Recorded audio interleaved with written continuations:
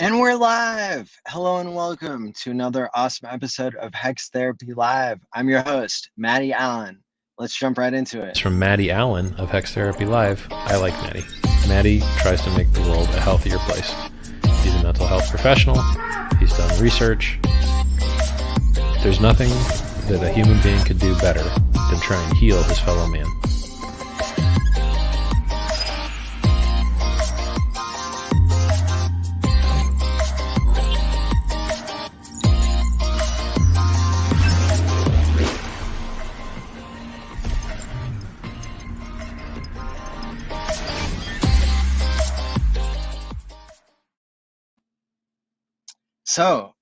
So I'm broadcasting on the road here today, and it's really exciting. I drove 7 hours to Atlanta to go to the US Road Tour meetup there.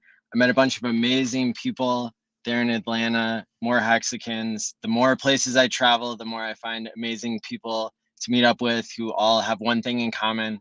They have invested in Hex, and they are really excited to learn more about the future of DeFi, the future of, crypto in general, right? And so that's why I wanted to go ahead and use this Hex Therapy live episode to talk more about vampire attacks and what our relationship as a community is with vampire attacks, because it's such an exciting area that is going to impact the entire crypto space. And I think much of the space of finance outside of crypto is going to start treating crypto a lot differently once they get introduced to the PulseChain vampire attack. And so we cover advanced topics here on this channel, and it's okay if you can't keep up. While we will continue to not cover the basics repeated over and over again, people can go to a playlist that I created on YouTube called HexContract.com. And if you go to HexContract.com, it will get you up to speed on what is Hex and what is the community's role in Hex as really a group of people who can broadcast and be honest broadcasters. That's something that the world needs a lot more of. And so Hexicans, I know the 50 Hexicans that are going to be speaking at the Hex conference this year are, among the top people in the world who I would want to listen to because of their honesty, right? In most crypto broadcasting, even Chico Crypto, like pretty much any channel you can think of, they're all bought and paid for by exchanges or by advertisers. And that's the difference, right? When it comes to the Hex ecosystem, we've all gotten rich because Hex is the most amazing financial product, crypto product on the market, and had the highest return out of any asset in 2020.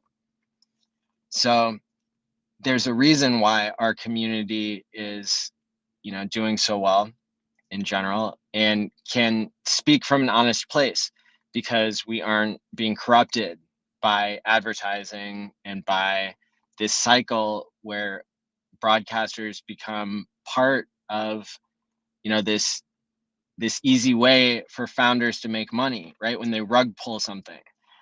But what I'll tell you here today is that, there are two types of vampire attacks, in my opinion, in my expert opinion. And I don't know everything, but most experts don't know everything on stuff. In my humble expert opinion, there are two types of vampire attacks that exist. And we're going to go over the definition of a vampire attack. But I want to preface that by saying that there's the type of vampire attack where the founder is not already a multi-billionaire who doesn't owe anybody anything. And there's the type of vampire attack by everybody else, right, who does have a founder that either wants to rug pull or extract value one way or another, right? Another way that PulseChain is going to be different than Binance Chain, for example, and PancakeSwap, is going to be the worst version compared to PulseSwap or whatever it's called, right? The reason is because the founder of these things already has billions of dollars, and that's part of the game theory, right? That we can understand if the broadcasters aren't bought and paid for, if they're able to be honest because of the incentives at play, and if the founder also does not have to answer to anybody, does, you know, President Trump, bless his heart, you know, I don't say political things on here. Bless his heart, you know, I believe he was in debt to the banking system for multiple billions of dollars. And, you know, there was a lot of controversy, even in like, you know, whether the reporting was done accurately about what his income was, what his net worth was. I remember back before he was elected that nobody knew how much he was worth, but at the end of the day, the Economist magazine, which has been going for like 100 years or like 150 years, right? Not that that makes them 100% credible today, but the bottom line is like they did some work that I appreciated in exposing, like, well, it's more complicated to understand how much Trump is worth, right? But he had a lot of power, and I think people in crypto have a lot of power now. We have a lot of economic mass, and so we are going to start to see laws changing. We're going to start to see Wall Street getting in on this and that, thinking that they own it all, thinking that they control it, thinking that they're smarter than everybody else, right? If they were smarter than everybody else, they would shut up and shut down whatever they were doing, including like investing in Solana. Like, shout out to the ALLin podcast. I know you copied my name. Not really. I know that these 3 or 4 billionaires are sitting around doing their podcast, kind of like Quant Gang, except worse, right? Because they don't know about Hex yet. And they're talking about how they own a bunch of Solana and they didn't even know about it. And now it's worth a lot. And now they're dumping it on people's heads, like laughing about it and talking about their sweaters, right? And that's cute and all, that's cool. But it was apparent, because I've learned a lot from those guys about macroeconomics, about maybe, you know, how, yeah, let's just call it that. It's not even politics really, because it's the part of politics that touches economics, right? And so, yeah, but they've been able to speak, and they've spoken very well on a lot of different economic topics. But when they got to crypto, they were totally wrong. And, you know, so that adds a lot of credence, I think, to how early we are and to what is possible, right? Because Bitcoin proved that something could be digitally scarce and valuable. And now Pulse is going to prove what liquidity in a free market really means. And, you know, you've heard the expression that capital goes where it's treated best. Well, decentralized capital goes to the best technology, goes to the best game theory. And it's cool to win a Nobel Prize, right? We always say that Hex and the game theory behind Hex, and now Pulse as well, because it's a lot of the same great minds, and a lot of Hexicans, you know, are the ones who are contributing to the game theory. But there are a lot of people who are not in Hex as well. But this, you know, just this idea that we are able to be different, that we are able to make history, right? We're making history because Bitcoin proved digital scarcity and digital value, and now Pulse can prove what liquidity really means, right? In a free market, and liquidity is going to go where it's treated best, and that's going to be with faster transactions. It's going to be a vampire attack on the entire space, right? And so all that to say, a vampire attack, we're going to cover what that is tonight, and we're going to try to understand what some of the implications are of understanding what a vampire attack is. Because a vampire attack,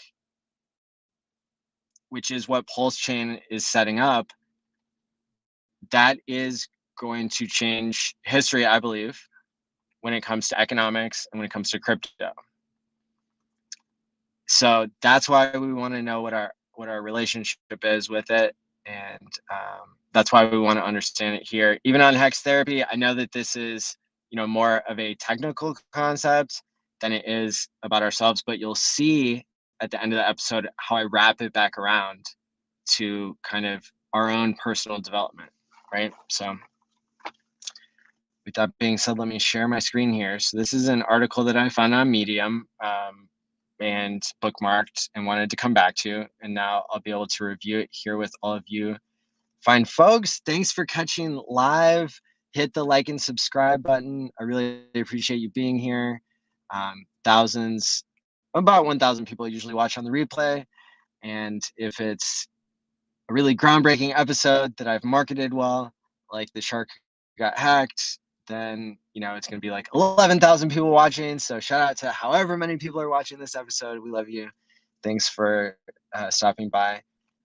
Look in the links below. The show notes has a lot of links that are really helpful that can teach you about Hex and get you up to speed and tell you what's going on in the community, and the TV guide and helpful websites, all that kind of stuff. What's up, Uncle Larry, Sandy B? Bang, bang. Let's see, David Morales. It's good to see you. Yes, we just hung out in Florida a couple weeks ago. Brissology, what is up? Invest in stakes, that's right. Tin Top, Warped Impulse, Benny Blanco. Good to see you all here. Dr. Moore. And a lot of familiar names here. Biffness, yo, what's going on? You're on the road too, aren't you? And I thought we were going to talk about energy vampires that disguise themselves as friends. Ooh, that would be a lot of drama, wouldn't it? What's going on, Hex Live? Okay, and Sir Edwards Trichome is the first person to have ever unlocked this new feature on the channel, which is just you can subscribe. And my theory is that it will increase. So there's not a whole lot to say about the subscription. It's just if you want to throw money at YouTube, and, you know, I'm not going to change anything I'm doing. I'm not going to post anything behind the scenes that's, you know, good news that I'm withholding from everybody else. But yeah, you know, if you want to have a special badge next to your name or something, you know, if you want to do $5 or $10 or $100 a month or something, that's fine. I think it'll help the algorithm. I think it'll get people here. And when they get here, we don't want to be talking about the subscription model, because it's just, you know, if you want to donate. But what we do want to be talking about is quality content. So with that being said, now I've covered it. Blockchain research. What is a vampire attack in crypto? And the author here, Omer Kieman, the subtitle explains, well, actually, a vampire attack is a method in DeFi where one protocol offers better rates than another protocol, thereby stealing their customers and investors. Okay, and then we got a crazy picture of a vampire here. I'm going to read just a little bit of this here. Talking about some game theory. Okay, I believe most of our readers have had a girlfriend or a boyfriend at one point or another in their lives. The majority of crypto investors are men. I will continue the sampling with girlfriend. Let's say you just got a new girlfriend, and for some reason your best friend wants to take both of you out to dinner. Given he's your friend, you don't see any harm. However, you notice while you're at dinner that he's sending signals to your girlfriend and basically flirting with her. This is a metaphor for what SushiSwap did to Uniswap. They flirted with Uniswap's liquidity providers, but more on that in the rest of the article. What was the most infamous or an infamous vampire attack? Essentially, these are pools of money that allow traders to trade. The traders pay a very small fee that goes to the investors who actually supply the initial amount of money so that they could trade. So it creates a win-win situation. The investors earn rewards while the traders actually get to trade without having to find someone else to trade with. To put it simply, a vampire attack is when one DeFi protocol offers better rates to attract investors from another platform. Now, one of the most famous vampire attacks happened with SushiSwap. They were simply able to offer one of the best liquidity provider rates to any investor on their platform. Doing so meant a lot of people pulled their liquidity or their money from Uniswap and then put it in SushiSwap instead. A vampire attack attempts to gain three things from another popular protocol, and that is liquidity, which is their money, users, and when you put both of those together, it means trading volume, which is important because that means fees, which are rewards for the investors, right? So it has to have a way to kind of fund itself. Now, the way that PulseChain is funding itself is very, very, very clever and might be one of these one-off instances, right? When we think about what PulseChain is going to do is going to give a free copy to everybody, and that becomes their liquidity pair. So if you hold Link on Ethereum or any of the other 60,000 coins that are getting copied over, if you hold liquidity on the ETH side of the chain, or you hold the token at all, then you're going to get a copy on the PulseChain side.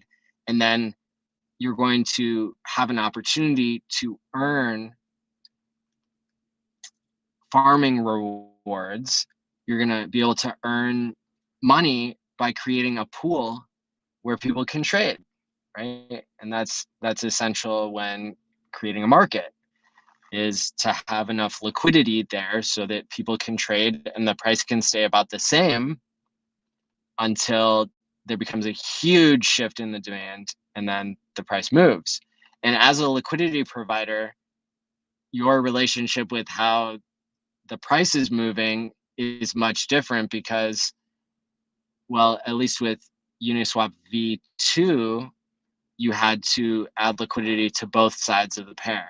And so you could have people trading Hex and US dollar coin, and you'd have to contribute the same amount of value of Hex as the value of USDC. So you'd put like $10,000 of Hex in and $10,000 worth of USDC on either side. And that creates a pool. And the pool right now is like $20 million or something for all the liquidity in Hex that people can go and buy immediately. And if people buy and change the price too much, then the liquidity provider suffers something called impermanent loss. And what that means is basically that you have less Hex locked in that smart contract that creates the decentralized exchange, but you have more USDC because people have been buying out of the Hex side, right? And so they've been removing the Hex liquidity and adding USDC to the mix. And so that causes the price to go up or down, right? And so, but then when you go to remove your liquidity, there would be less Hex there because the price of Hex is higher, right? And so that all makes perfect sense. But that's another part of the game theory of Hex, is that you're not incentivized to try to earn a yield because you earn yield by simply time locking your coins anyway. And so, and that's probably why the rate that Hex is paying, which is like 12% a year, why that's such a valuable, that's creating value, right? It's another pumpamental, in fact. And I know we've gone over like 7 different pumpamentals for Hex before, and I should create an episode just devoted to that. But this is another pumpamental, is the fact that the Hex time lock is in some cases paying more than being a liquidity provider, whereas for many other tokens that's not true, right? I'm not aware of any other tokens in DeFi that have a good use case, because most of the entire DeFi space was built around this yield farming, which is, it can be smoke and mirrors, or it can actually just be you're providing liquidity on something that has low liquidity, and you're saying that you maybe believe in something enough to provide a market, to create a market for it, but that you're good on either side of the trade, right? And so traditionally, like, whales have been the ones who have been incentivized to create markets with higher liquidity so that price volatility is lower, right? Because if there's only 10,000 hex and $10,000 in the smart contract, in the decentralized exchange, if somebody goes in and buys half of the hex, then all of a sudden you get down to where there's very, very, very little hex in there. And then the price starts swinging around violently, right? The price could go down if people don't have limit orders set. The price could go down 75% in a minute, and then it could go up 3x the next minute, and it would be really choppy. And so there's a lot of value so that people don't get freaked out when they first start investing, or basically when people like to look at the number on the screen. So when that number is not bouncing up and down so wildly that it almost seems unreal, or it seems like scary, right? If you put in $10,000 and then you lose 75% the next minute, it's not going to feel good. You're not going to be as interested in that type of investment. And so there are a few market variables, and that's another reason why liquidity is important, is because the more liquidity there is as well, the more it seems like something is trusted, but it depends who added the liquidity. Is the liquidity decentralized? And does that matter for this specific use case? If you're worried about somebody rug pulling you because the product that they have isn't a very good product, but it's a cool story, bro, and it's a promise coin, right? Then that's fine.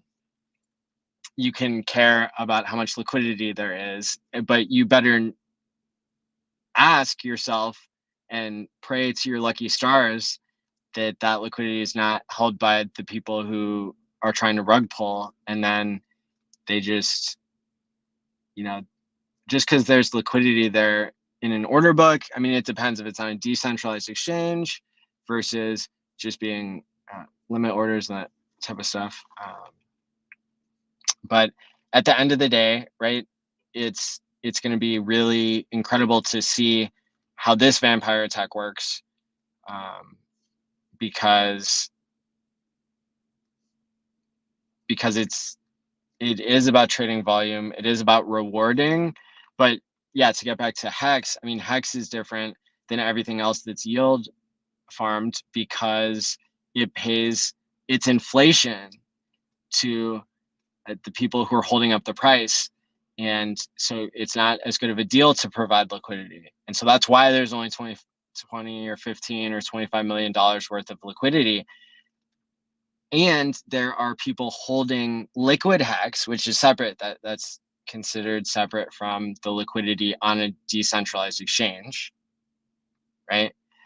But that's still, at the end of the day, that could be a part of your selling pressure. And so that's what we see when we see millions and millions and millions of dollars of Hex be sold, hundreds of millions probably over months and months.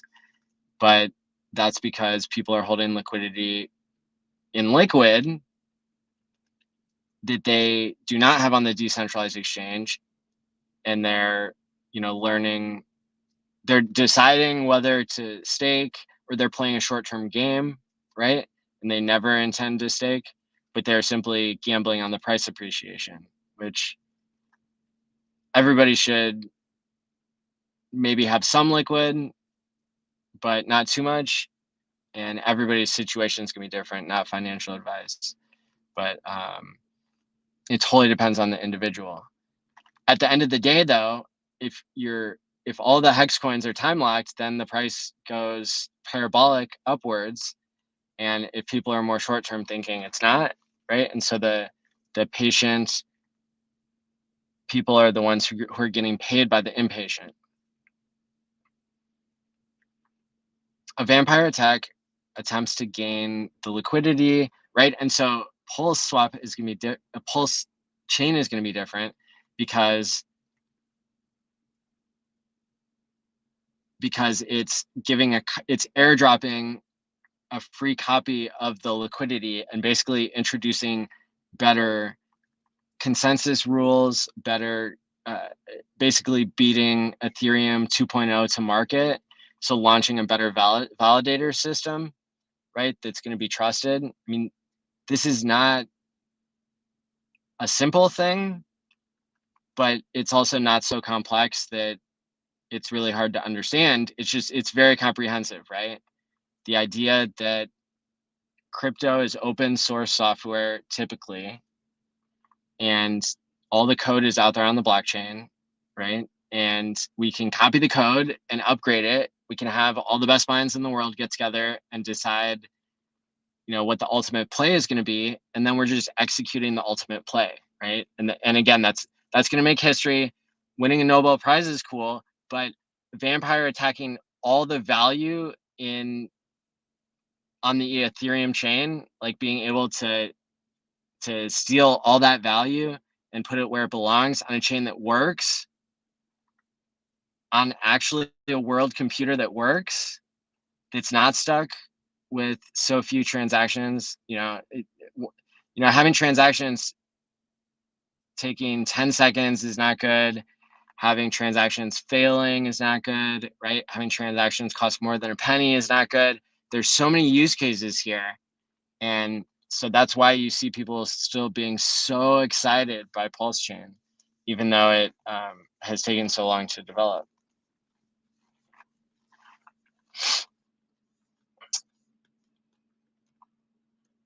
Okay, so SushiSwap was created by an anonymous person who dubbed himself Chef Nami. Chef Nami simply created a vampire attack by offering the native token of sushi as a reward for liquidity providers.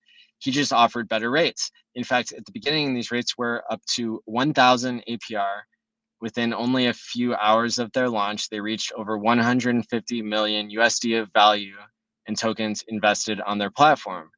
Now, you might be wondering, why in the world would you spend so much time and money creating a protocol for traders if you don't get anything out of it? Well, you're right, because Chef Nami is anonymous. He doesn't even get the fame, but there was a part of the protocol that gave his developer wallet around 10% of all sushi tokens. And due to this, he accumulated a very large amount of sushi that was supposed to be used for developing the protocol further.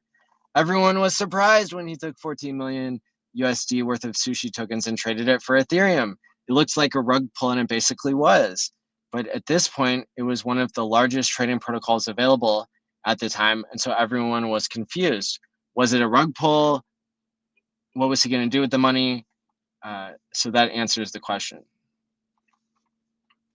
He created it anonymously and worked really hard to make it big so that he could have a $14 million payday, which when he cashed it out, he actually crashed the price of sushi 73%. After this, in fact, the protocol still worked. So people could still trade their tokens and liquidity providers could still earn rewards. But a lot of trust was lost. And due to this, Chef Nami has given his ownership of SushiSwap to Sam Bankman-Fried. Now, here's what Sam did. He actually increased the rewards to SushiSwap providers and then attempted to grow the protocol even more. Since he was anonymous, he tried to increase the trust. Now there's actually more to the story, though Chef Nami came back and returned his 14 million USD to the devs fund, but that's for another article. Yeah, so the question is, are these good, right? Or is it part of being on the dark side? Like that's not really as interesting to me. But just to get that initial understanding of like what is a vampire attack, is basically you're offering better game theory, better rewards. You're figuring out how to pay for things, right? Because that's what most investments are, right? If you invest in the stock market, theoretically, like a long time ago, before the stock market was completely rigged, maybe at one point it wasn't, but the whole premise, the cool story, bro, if you will, was that you would invest in a company, let's say Big Lots, and then they would invest that money, and then their business model would keep working, and then you would get some of the profits paid out because there were more profits being made due to your capital being added, right? And so that's like the value proposition for stocks. Well, much in the same way, I think, in the crypto market, people are speculating way more than that. And the capital that they're giving, you have to ask yourself, like, what is it being used for? And in a lot of situations, it's being used to gamble. It's being used to have, greater fool theory. Somebody will come along and pay a larger price for it later on, right? But at the end of the day, right, there are a lot of expenses, and that's why the Ethereum blockchain is costing so much, is because there's so much power being burned, right, in this security theater, when at the end of the day, it's better to have 33 validators that just have, supercomputer setups. They have data centers set up, and they can stop double spends, and then transactions can cost a penny, and then the entire decentralized world computer, maybe it's a little bit less decentralized because it's up to 33 data centers, but that's okay, right? Because Ethereum isn't super decentralized. All the miners ended up creating huge data centers, and now there are only so many of them, and they're all getting paid out the ass to just burn electricity, right? And so that's not necessary, right? It's trending towards centralization anyway, and it's not necessary to burn electricity in order to stop double spends. So this idea that you can come along and you can introduce an idea that is so much better, code, right? PulseChain is code. Ethereum is code. Bitcoin is code. And so if you can come along and offer a way better code that actually does what it's supposed to do way better, and it's got a lot of hype behind it, and it's got a really strong community, the strongest community in crypto behind it, that really, really, really makes, I think, a lot of people, it's going to make a lot of people rich. It's going to make a lot of people start to understand what economics really what it would be in a free market, right?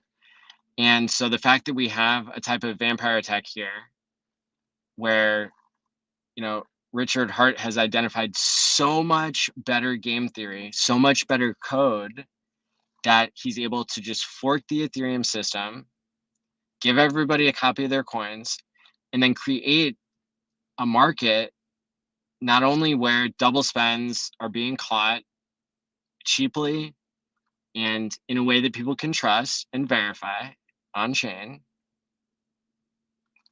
but also everything works. You can trade your crypto kitties for a penny, right? You can gamble on your crypto punks. And will PulseChain change anybody's minds about NFTs? My prediction is that it will probably make NFTs more popular, even though it kind of threatens their use case. I think all of the scammers who make JPEGs and then upload them, I think a lot of them are going to be like, yeah, I want to go on there. I want to go on PulseChain, right? And because it's giving them a bigger market. Because right now on the Ethereum chain, they're missing out on all the people who'd be stupid enough to buy an NFT if it only cost a penny instead of $50 or $100 to do that transaction, right? So it turns out that there's probably a lot of people out there, and maybe they're not the richest people in the world, but there are a lot of people who don't want to pay $50 or $100 for a transaction. So we're going to see this big identity crisis for Ethereum once PulseChain is taking all the value. And I think it's super important to remember that it's not taking the value just because it's better, because just because something better is better doesn't mean that it gets adopted. It's all about incentives, right? When I got airdropped $7,000 for every Ethereum naming system domain that I did in a separate MetaMask account. So I had like 3 different accounts that gave me airdrops. And because there was $7,000 sitting there, I didn't mind going to the website and voting in my first DAO or whatever I did, and like being able to claim that, right? I had to do work in order to give this new token value by like being one of its users. Now I dumped it and I bought Hex and I bought USDC, right? But I used it, and the reason I used it is because there was $7,000 sitting there.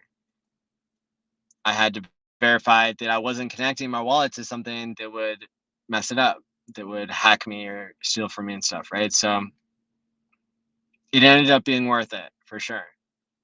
There are airdrops that I don't claim because it's $20 and I don't trust that it's coming from a valid source. So,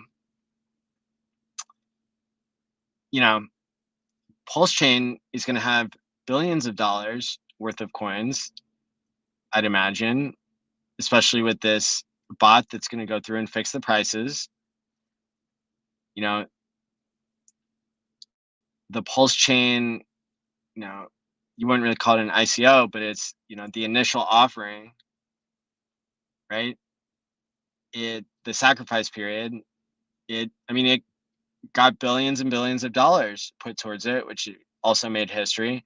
So it's really wild to me how Hex and Pulse are making so much history, and the price of Hex is still under 25 cents.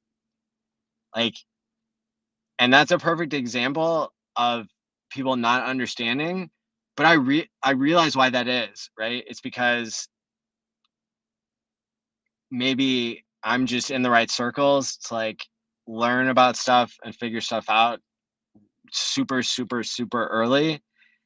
And so, yeah, when we talk about like this whole vampire attack situation, you can try to vampire attack people all day, right? I can make a copy of Hex, although I'd never do that because that would be a huge betrayal, and because I value my reputation, and you know, I value these principles, right? And at the end of the day, blockchains are socially enforced systems of money, right? And money is a socially enforced. It's because people use the money, right? It's because it has users, and so having users is really that's what the network effect is all about. That's what may or may not give something value. But at the end of the day, if people are exchanging value, if they're taking their time and dollars in their bank account, right, and they're putting it towards crypto, and that crypto is doing something for them, right, in Hex it's delaying gratification and time locking, right, then that's something of value. And on PulseChain, the value is being able to use a decentralized world computer that gets launched with an entire system state that creates the incentive, like an airdrop, to get users to provide liquidity against their own coins that they already had, and starting the price of that at parity, I believe, is part of the plan, because you can reach parity at least temporarily by having this bot go through and adjust the ratios of Pulse to whatever the other pair is. So if it's Link, then the Pulse to Link pair is valuing, right? Especially if there's a market maker. If the OA goes in and puts $1 billion of liquidity with Pulse, setting the price of Pulse at whatever, let's say 1,000th of a penny, right? Because that's what people paid for it on day one. So let's say the perfect amount of Pulse and the, you know, the perfect amount of USDC is created into a pool. And at launch, right, Pulse is worth 0. It gets airdropped to everybody at 0 for tax purposes. And then, but you can't move your coins yet. It's like the first day, there's 24-hour or 48-hour lock. And then the magic happens where the bot goes through and it adds that $1 billion of liquidity to the Pulse USDC pair, or whatever the stable coin is going to be. Whatever the stable coin is going to be. Then, because USDC might not be the one. But maybe there's some surprise. That'd be cool. It'd be cool if there's a surprise in that area. Or if Richard launched his own stable coin, but then you have to have a relationship with banks. Right? But like, stable coins exist, right, in crypto. So I mean, you could even, if you have a solution for the bridge problem, then you could probably, I'm not sure if you could like bridge Pulse. Well, I guess, yeah, you would want to bridge Pulse with ETH, but I wonder if you could also bridge it with USDC on ETH. That'd be interesting. Or at least like wrapped USDC on ETH. Right? So, and you could have the bridge between like USDC on ETH and USDC on Pulse. Or you could airdrop everybody with USDC on ETH. You could airdrop them a special Pulse version where you just can't turn off, where there's no admin key. So the admin key is removed. So it's just like, here, it's a snapshot. Everybody who has USDC at like this block, when PulseChain rolls out, like you also have, you know, PUSDC, but you've forked that code to not be able to be turned off by admin keys. And everybody knows it's not backed by anything other than the Pulse that it's paired with, or the USDC coin on Ethereum that people could trade. I mean, if you wanted, there would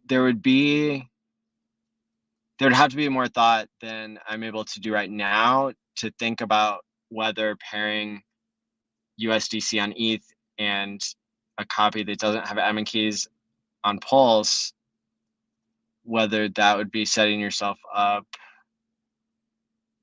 Whoever provides that liquidity would just kind of lose it all.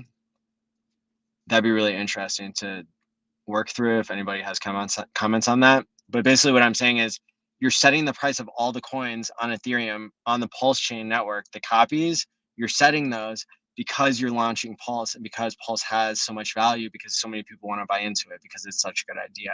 So it's kind of like this one-time launch factor. And what's going to happen if people try to copy Pulse and they start trying to copy the Ethereum network so many times using the same strategy? I would love to think about that more too. And I would love to talk about that more, because that is what it's going to come down to when we think about our relationship with the vampire attacks in the future. How are we going to stay cutting edge to make sure that other people don't vampire attack us? Honestly, I think if you just make all these like brilliant people who are already working on PulseChain, if you just make them super rich, and then they still want to like, you know, figure out what the best game theory is, people don't really stop working just because they get suddenly wealthy. It's just they kind of have to adjust to the lifestyle, and then have the right people around them to like keep making a difference in the world, right? So, but anyway, whatever the liquidity pools are, right, we're imagining right now that Pulse, that there would be like $1 billion of USDC that the OA or somebody could use. I mean, or just some random billionaire. We've got plenty of billionaires in Hex now. We've got probably 4 or 5 that I've heard of, that are like super in Hex. And yeah, we got whales, we got sharks, we got people with hundreds of millions of dollars. Like I'm not worried about somebody coming up with like a decent amount of USDC to like set the price of Pulse at 1,000th of a penny and then fix the price of everything else, right? That's going to be important, that value. And maybe that value needs also more thought behind it. Because you're kind of really going to want to know what the sell pressure and buy pressure is going to be. In order to launch the ecosystem at something that is like close enough to reality, to parity, but in a lot of ways, it's going to be a self-fulfilling prophecy, right? So people are going to go onto the Pulse chain for the first time who don't have any Pulse sacrifice and they don't have any hex and they don't know what's up, but they're there for their airdrop and they're gonna do the drop down menu from MetaMask or whatever they use, and they're going to see, oh, I've got P-Link now, right?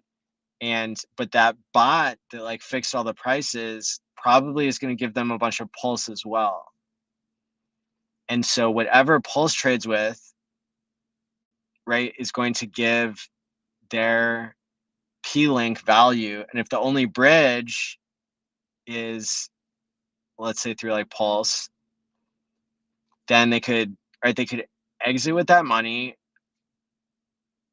or right, and maybe they would have to, so they could sell their E-Link for more Pulse, and then they could trade their Pulse for Ethereum or something, and then they're gone, right? Or they could just let it ride and let it gain more yield. I'm not sure if the game theory team like has considered whether to like get a certain percentage of people's, E-Link locked automatically, just to like provide a little bit of PulseSwap tokens in the pair between their E-Link and their P-Link. So like, here's your freemium, but like, here's also a money print. Here's part of your E-Links, or part of your P-Link stash is going to be, it's going to be automatically locked in a liquidity pool forever with like generating you this amount of yield. Congratulations, keep checking back to extract your yield. Or whether people can just dump all their coins, they dump them for Pulse, right? Or they dump their Pulse, maybe if Pulse is being given out to people by the price fixing bot. Either way, in order for people to get out of the system, they might end up creating a bunch of value because they're going to see how fast the transactions are. They're going to see, at least at the beginning, that this stuff has value. And so they might, if you're given something that has more value than you expect, if you're given an airdrop that's worth 5% of your bag, or 10%, or 100%, that's never been done, right? Not even like, there was no airdrop that even really got close that I know of. In terms of like a fork or an automatic airdrop. Right? Because like Hex was technically free, you could free claim it, which is kind of different than an automatic airdrop, or than an airdrop that you have to like perform some action on, right? But yeah, I mean, at the end of the day,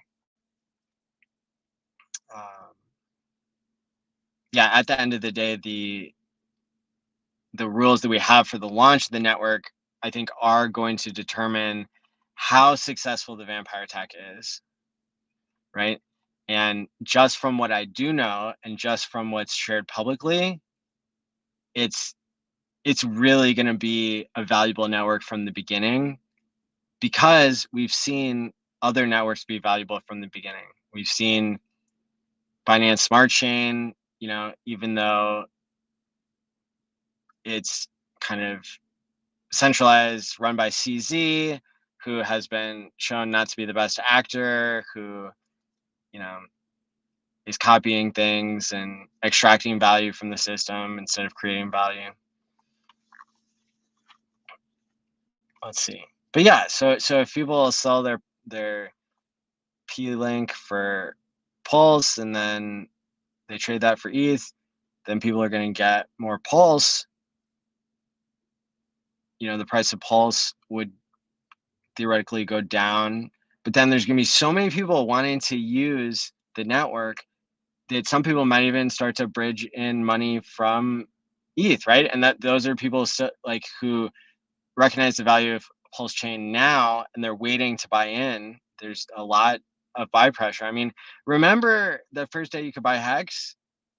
How much buy pressure there was actually made the price of Hex a third of a penny back when it still fell down a month later to less than a Satoshi.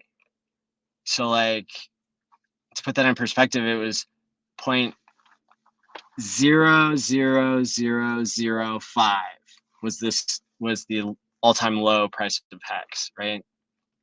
So, you know, there was so much buy pressure on the first day that compared to the rest of the days where the supply was held steady, or even, you know, on the first day it was twice as much. So Richard kind of warned people about that, but in this case, having a bunch of buy pressure stored up and deployed on the first day would have a positive effect on the price. Let's see. So let me go through here. So shout out to Sir Edward's Trichrome for being the first membership on the channel. Shout out to KN, Oliver. Hex was vampire attack? No, not at all. The vampire attack that's this idea that basically Binance Smart Chain was a vampire attack on Ethereum. SushiSwap was a vampire attack on Uniswap, right? And so when you launch something with better rewards, better incentives, the game theory suggests that people would be incentivized to move over, that you would gain users. And now if people are speculating on your platform because the technology is better, then, you know, you've got something there. You've got value. Hex is a vampire attack on all of global finance. Correct. Yeah. You know, I love that, Bitfinesse, because it really is demonstrating having better rules, right? Because the whole reason why some people like Bitcoin is because it has better inflationary rules, supposedly, because in politics or with the Federal Reserve, they can print as much inflation as they want and give it to whoever they want. But in Bitcoin, it's, I guess, given to people who pollute the environment. But in the beginning, it was people who stopped double funds. And Hex has better game theory, and it has better rules than the legacy financial system that rewards people who are corrupt and who are liars and in places of public power and position, right? Because we can't just blame people and call them evil. We have to understand, like, in what ways does their environment make them evil, right? Like, do the incentives, does the game theory of their lives make them evil? And so when we recognize that Hex is a better system for money than it is a vampire attack, if we get people to switch over. And PulseChain is kind of like part of the vampire attack that Hex is doing to the global financial system by doing a vampire attack on Ethereum to get everybody's attention, right? Because just the truth and the facts and like having the best products, that was not enough in 2 years to get everybody in the world onboarded. I always like to say, famous catchphrase on my channel is like, there are only two types of people in the world: people who understand Hex now and people who will. Despite all the hyperbole, I still like that statement because I believe it. I believe that just like the dollar is known by everyone, I think Hex will be known by everybody because it pays its inflation to people who hold up the price, and that's a very valuable thing.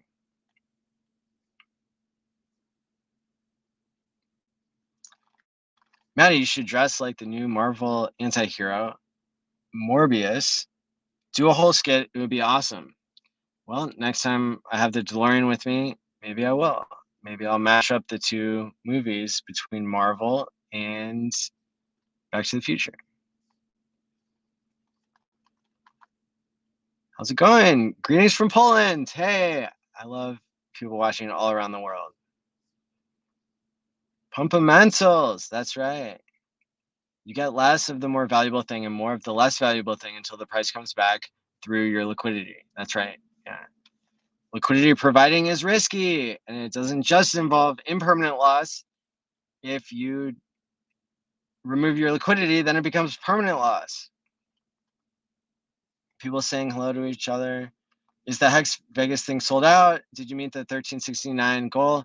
It is not sold out. Please get a ticket now.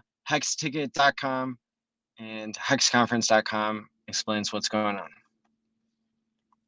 23-cent price. Very good. Very, very good. The Hex is shot up like 80% in the past few days.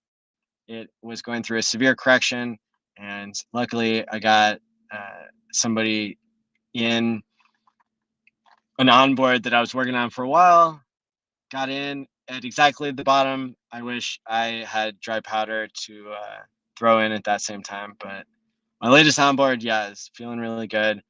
Lots of other onboards, you know, were onboarded at 20, 30, 40, 50 cents, but prices too. So I love that you're streaming from your car.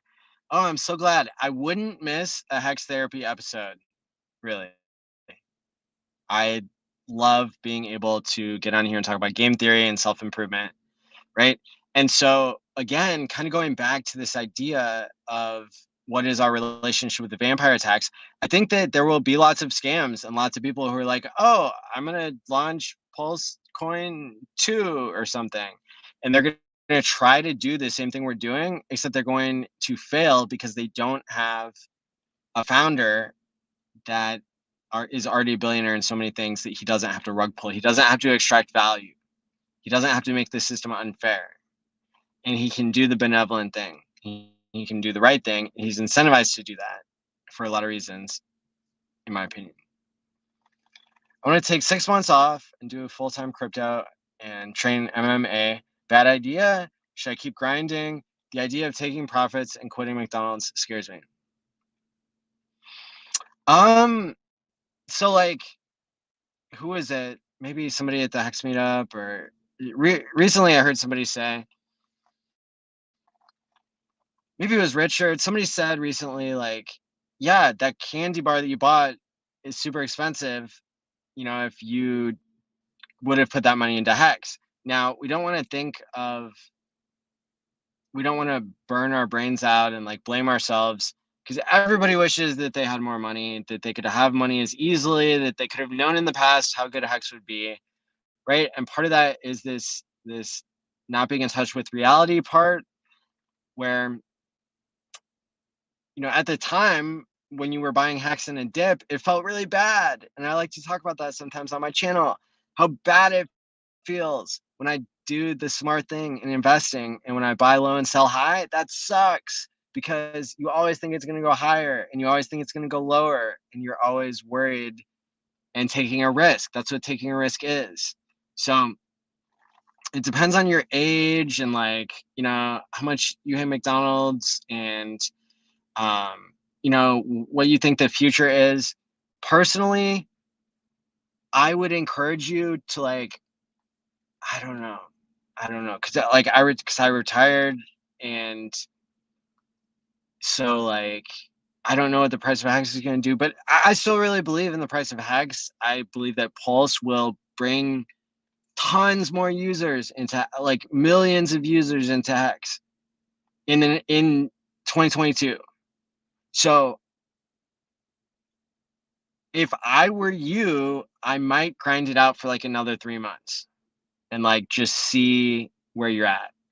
Now, if the idea of like running away and doing the MMA thing, like that's really appealing to you, you might be able to get a little bit of both worlds, you know, by like increasing self-care or maybe taking one day off, like, to do that, or 2 days or half the week or something. I know when I was trying to understand whether I should retire or not, I thought about it for, like, maybe a couple months, and I waited and put up with a lot of bullshit, actually. Um, right? And so, yes. Um, so I thought about it for a while, and then when I did it, I was, like, really sure that I would do it. You know, I was really sure that I could follow through. And so if there's some hesitation, I would say maybe you're realizing that you want something, and it's a valuable thing to want, to, like, be able to put 6 months of your life into something that you love, or something that you're gonna get a lot of value out of. But the truth is, I changed my life plans when I realized that there was an opportunity in Bitcoin. Back in 2018, in the bear market, I decided to delay a trip around the world that I was planning for years. I was literally planning it for years. And I finally had enough money to do it because I saved every penny at my job that didn't pay me a lot for doing a lot. And so I'm so glad I did that. Otherwise, I would still be working. I wouldn't, and um, I would not be at the level of wealth that I am today without making that sacrifice to not go. Now, I did go to Brazil, um, and I used airline miles to get there for free, and I stayed in a hostel while I was there, and it was, like, super cheap. Like, the whole trip was, like, not that like, incredibly cheap, and I had an awesome time. And that kind of, like, filled the need for the time, and just to, like, keep believing in myself and my understanding the risk. Like, I knew it felt really, really bad to get into crypto when Bitcoin was 2,500, and then but only put in like $300 or something, and then it goes all the way up to 20,000. You buy the top, and then it goes all the way down to like 3,000. That sucks. Okay, to put in more at $4,000, 5,000. It was at $6,000 forever.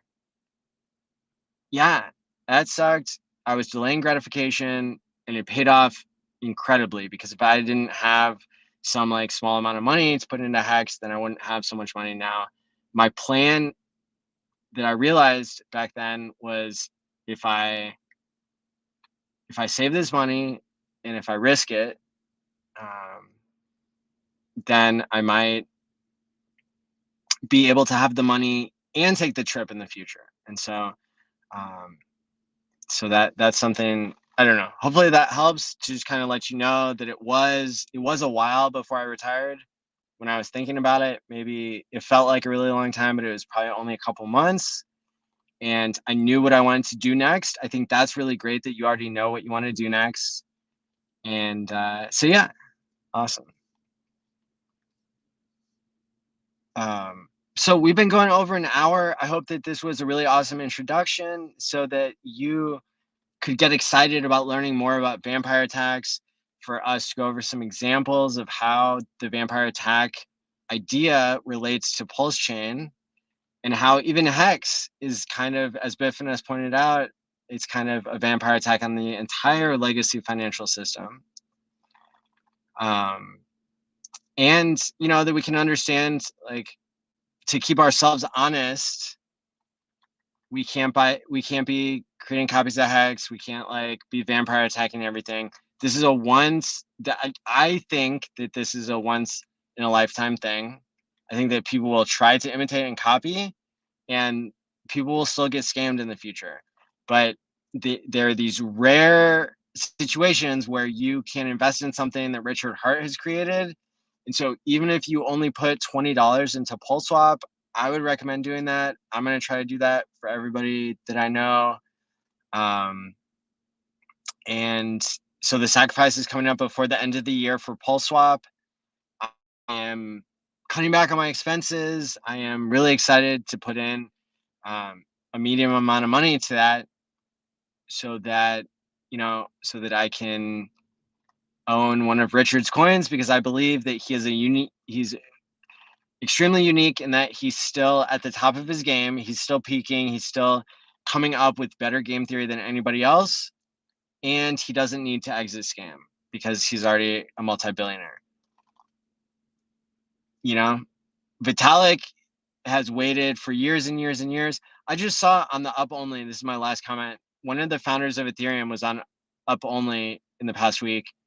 And I thought the interview was extremely fascinating. He basically said Ethereum was our minimum viable product. I'm paraphrasing and like summarizing, but like this is what he said. Ethereum was our minimum viable product, and we knew that we needed to get it to market before we figured out how to do staking and how to do Ethereum 2.0. And then he said that they've been working on Ethereum 2.0 for like not since before they launched Ethereum necessarily, but like for years and years and years before they even started talking about it publicly. So at the end of the day, like it's hilarious to me that just having the right people involved, because like if all those dudes who founded Ethereum just got suddenly wealthy and they weren't used to it and they weren't like the rare type of person who's prepared to keep working their best work, right? But they didn't have time locking. They got to get their billions all at once. And that changes you when you get rich too soon and you don't have a time lock. So Richard is a rare dude who, was a millionaire for years before becoming a billionaire in crypto, and may be the exception to the rule that, you can keep really doing your best work and doing better than everybody else whenever you do get suddenly wealthy. And so we're all extremely grateful to Richard that he is able really to like save the crypto space from the scammers, from like the unintended consequences of miners running the security racket, keeping the prices high of transactions, right? It ruins the use case for crypto being a money for everybody instead of just rich assholes who are getting richer and more, and who continue to promise things that they don't deliver. And so with that being said, yeah, we're really lucky to have the relationship that we do with Vampire Attacks, where we can be, in my opinion, very confident that we've got a lot to look forward to here in the community. So thank you all so much for checking out this episode, and I can't wait to see you all again on Tuesday for Quant Gang. On Thursday, we'll have another episode of Hex Therapy, and there may be pop-up shows in between there. I'm doing a lot of work to put on the online Hex conference here very soon. And so I'm also really excited about that. If you want to go to the landing page that's been created in the past week for each of the 4 days of the Hex conference, January 6th through 9th, you can go to my YouTube page and you can hit the like button ahead of time on all those to get the algorithm super charged up. And other than that, yeah, thanks all for joining, and we'll see you next time. Stake wisely, my friends, and peace out. It's from Maddie ALLin of HexTherapy.live. I like Maddie. Maddie tries to make the world a healthier place. He's a mental health professional. He's done research. There's nothing that a human being could do better than try and heal his fellow man.